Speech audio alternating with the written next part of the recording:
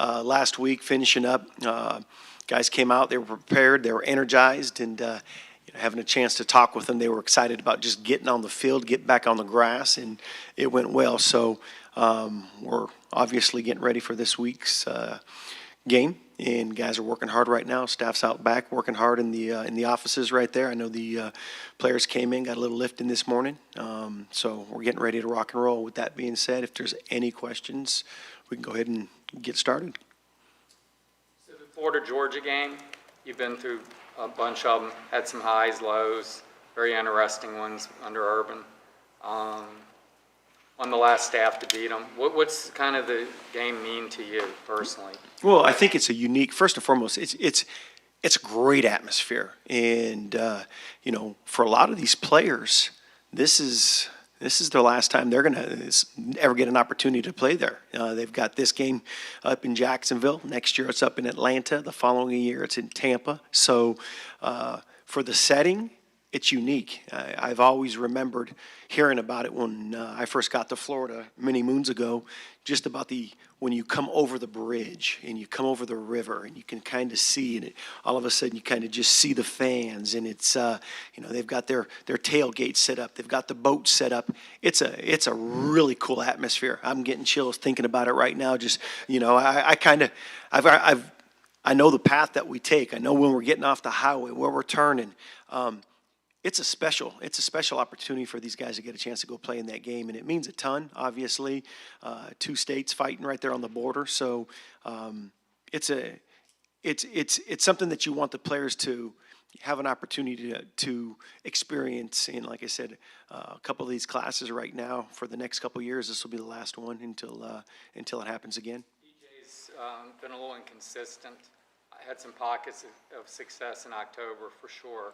But what do you think is kind of the missing ingredient to maybe him becoming a little more consistent? No, I think just obviously it's just I think he's gotten better and continually getting better. I think practice and having the chance to get back on the football field and having a group of receivers, a group of tight ends that you're consistently throwing with, I think that makes everything. I think the only way you get better, in my opinion, as a quarterback and a receiver is to practice throwing, and it has to be full speed. I think there's time when you want to go out there and save legs, and there's time where you're just getting out there and you're practicing reads with the quarterback coach. But to truly develop a passing game, and this is just my opinion over the years of coaching wide receivers, the quarterback and wide receivers have to throw full speed and over and over and over, and that's routes on air, continually doing that. And I think he's progressing well. I just got done talking and writing some notes down, but make great decisions and have high completion percentage. I think those are two things that we talk about all the time with the receivers, and I think it carries over with the quarterback as well. So I'm excited for him. How much do you play up the rivalry this week for motivation? Do you bring in speakers, or how do you approach that? No, absolutely. I think the one thing we've done right now is we just got to focus on ourselves. If we can continue to focus on ourselves and continue to get better this week, and that's from the little things. That's from focusing on, offensively, ball security, for the running backs. It's pass protection for the receivers. It's turning and peeling, getting a body on a body for the O-line. It's firing off the blocks for the defense, disengaging blocks, running downfield, lanes of integrity as far as, where they're keeping the ball, they're leveraging the ball up in front.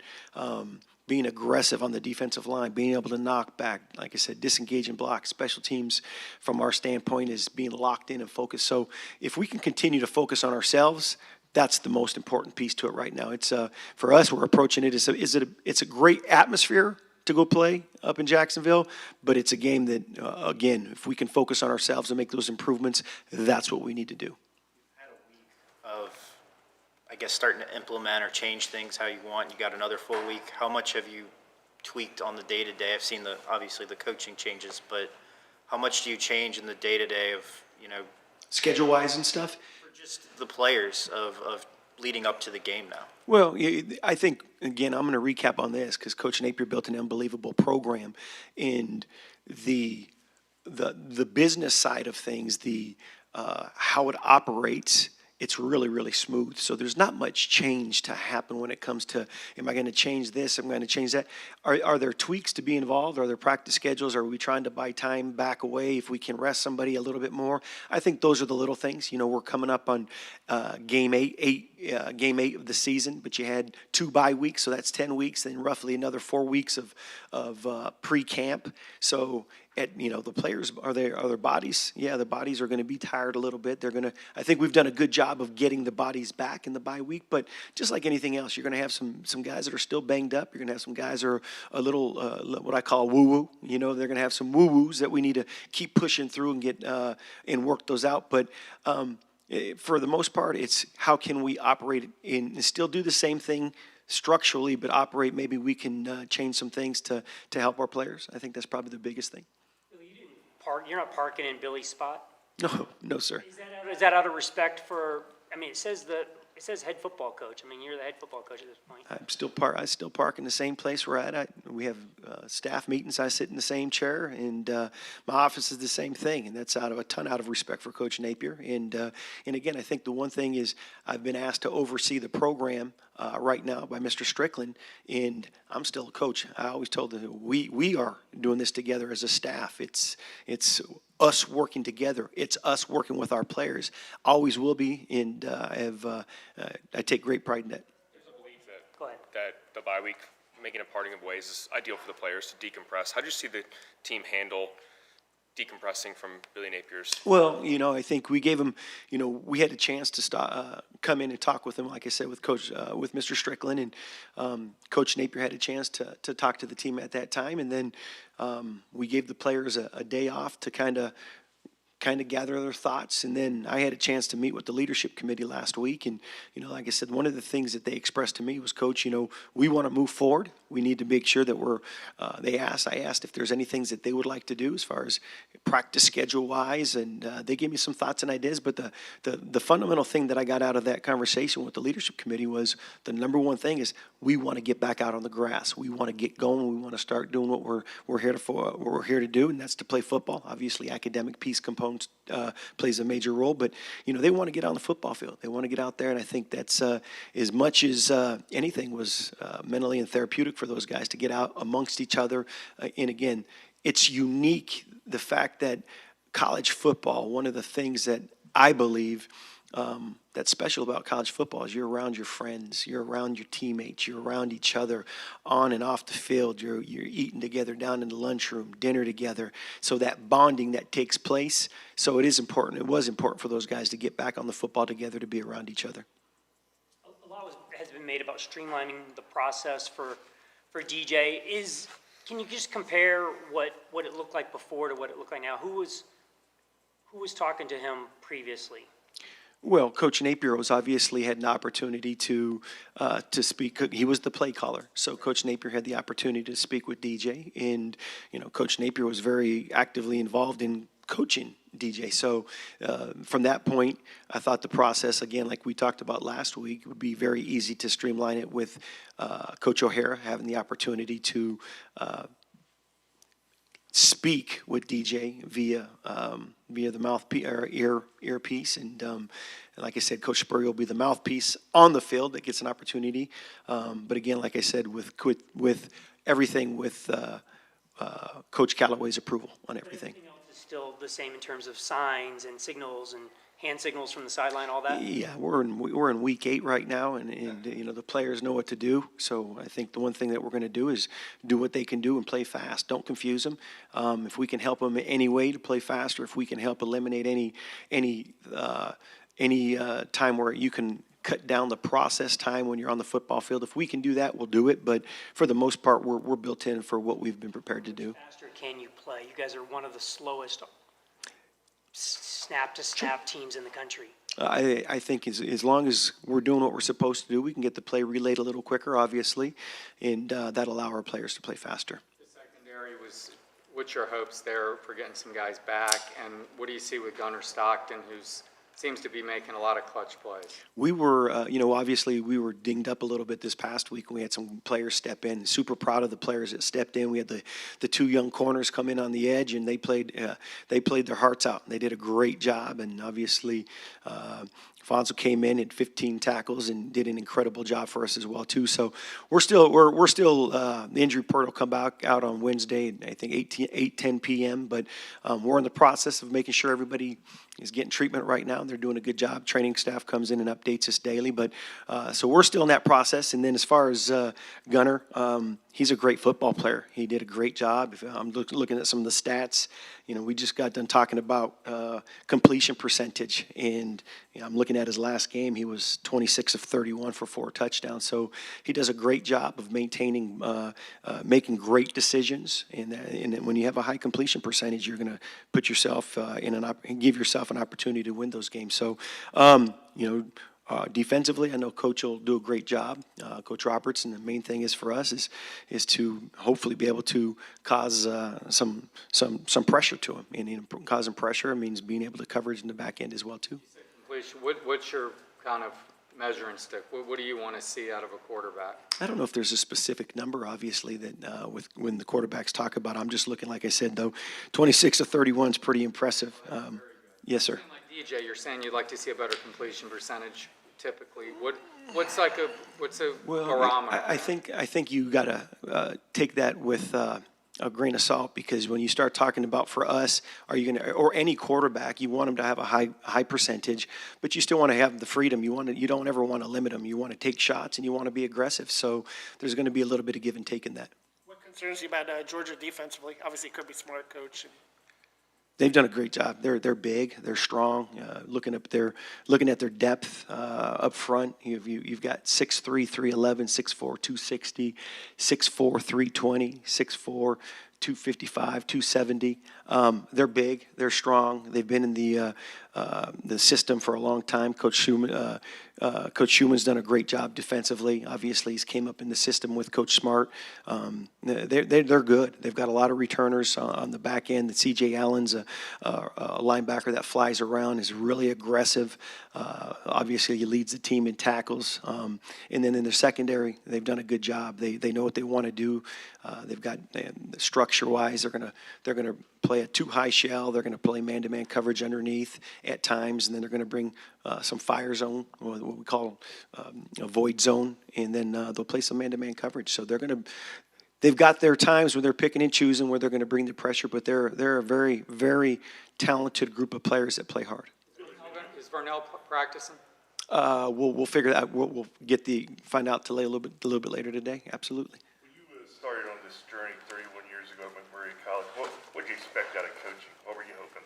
Oh, it's always been about the players. When you get into coaching and you have an opportunity, it's most importantly, it's always about the players. And for me, it was to hopefully continue to give back to what the coaching staff gave me when I was a player, and that's to provide guidance, that's to provide another family, another father figure, hopefully help them grow as men so they make the decisions in life. And so that's always been my number one objective. And then obviously I like winning. So, we want to win. We're at the University of Florida and we want to win games, and let's call it what it is. We're out here to try to get that done as well too. You went straight from a player at Colorado State, the next year you're an assistant coach. I went to a small Division III school, yes, sir. Yeah, what went into that? Like, did you always know coaching was kind of your path?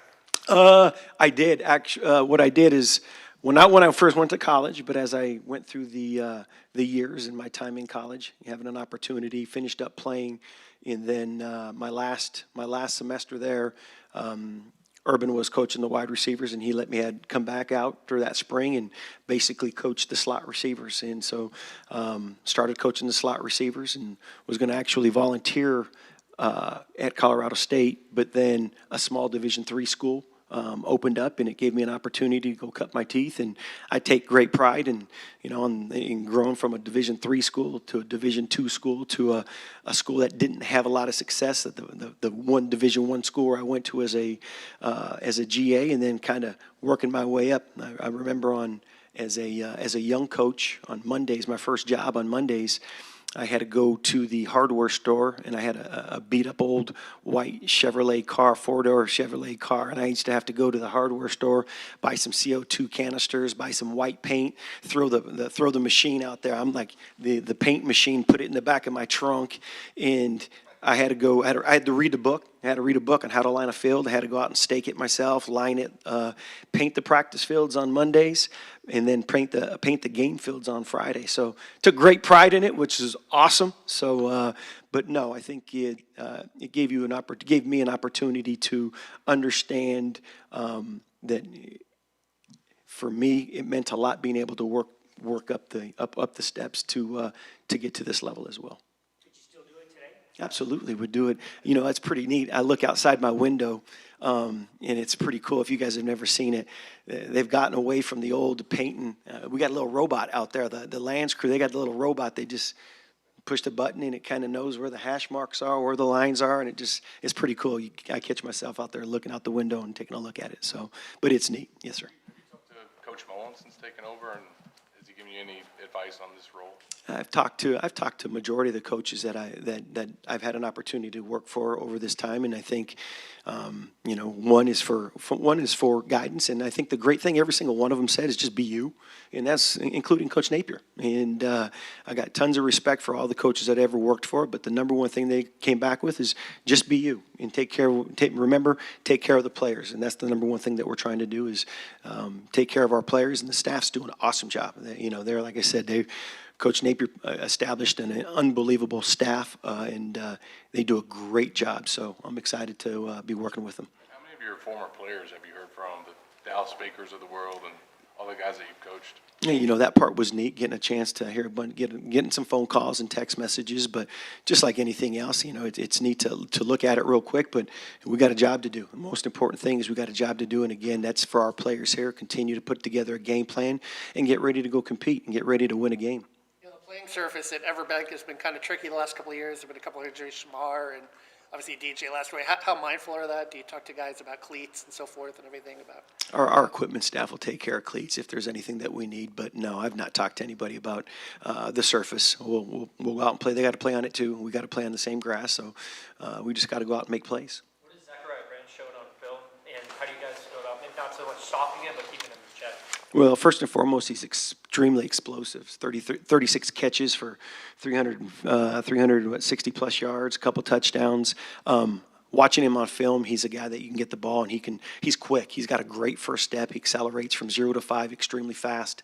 A playmaker. You know, they've got a bunch on the perimeter. They've got some great athletes. They've got two big running backs. I'm just going to expand now. They got two big running backs that are about the same size, 5'10", 6 feet, or 5'10", 219 pounds, both of them, and they're pretty balanced. 77 carries, 70 carries.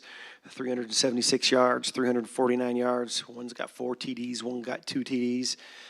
We know about their tight ends. They've had some good tight ends there. They've got some receivers. They're big up front on the offensive line too, kind of like I just talked about the defensive line. They're 330, 316, 305, 325, 320. So again, they've got some playmakers on the perimeter, but I know we've got some great players on the defensive side that are excited to go up against them as well. They've shown an ability to be very resilient this year, coming back multiple times down double digits. How do you guys just make sure you guys are staying in the fight for 4 quarters? Well, I think we were there last year too. You know, our players I've said this before. They don't have quit in their DNA, and they're going to continue to fight.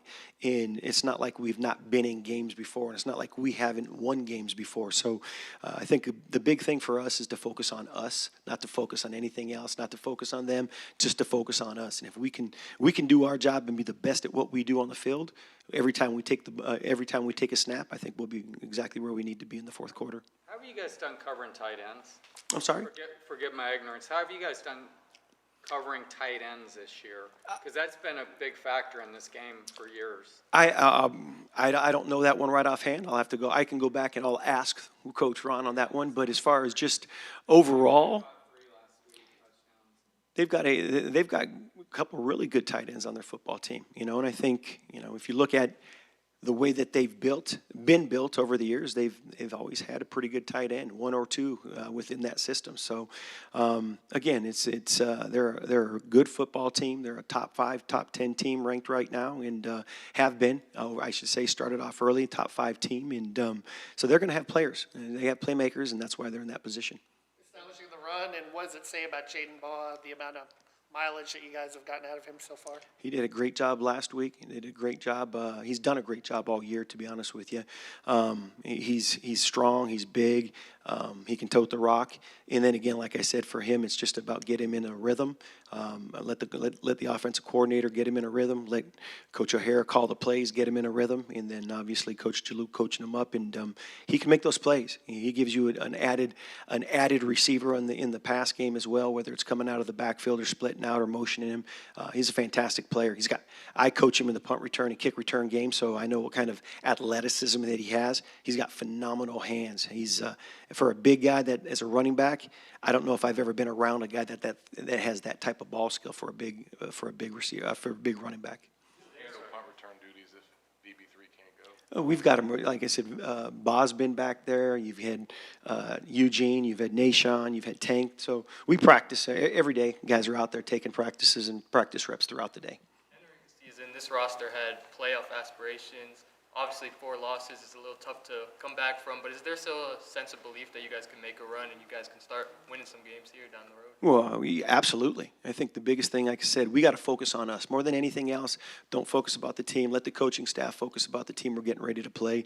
The players, we're going to put you in a position to be successful. So we got to focus on taking care of the things I talked about before. Defensively, again, run to the ball, tackle, gaps. Offensively, ball security, come off the ball, fire off the ball, make sure we're making great decisions. So we got to put it all together. Obviously, special teams is a part of that as well. But if we put it all together, again, and focus on us to do our job, not to worry about anything else, we've got to be the best at what we do by position when we're on that field on Saturday. You've seen a ton of change in college football. Just curious, one of the biggest ones that you could say happened in the last month with the portal not opening up when a head coach is fired. How much do you think that decision allows you to do what you just said, focus on the players and allow you guys to ignore distractions and the allure of maybe leaving the roster for guys? Well, I think it's great for the university and it's great for the coaching staff to be able to focus first and foremost. But, going back to what I talked a little earlier was it's always been about the players. And I think the minute that you stop thinking about it is about the players, I think that's kind of when you get into trouble. So we got to continue to focus on them. Again, health, putting them in the best positions possible to make the plays. But if we can do that, we'll be where we need to be on Saturday.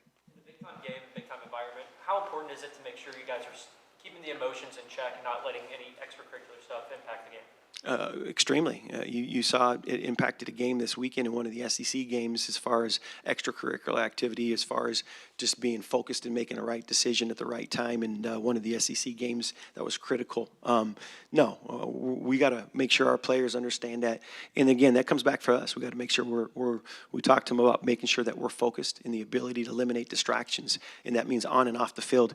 To be focused, you've got to be able to focus for 2 to 3.5 hours right there when you're on the football game. And it's a game of emotions, right? And the football is a game of emotion, and you're not going to have it when you come off the field, you need to recalibrate a little bit, but when you take the field, it better be right back with you. So, again, being able to focus and be able to stay locked in is going to be critical. Thanks, Coach. Thank you very much.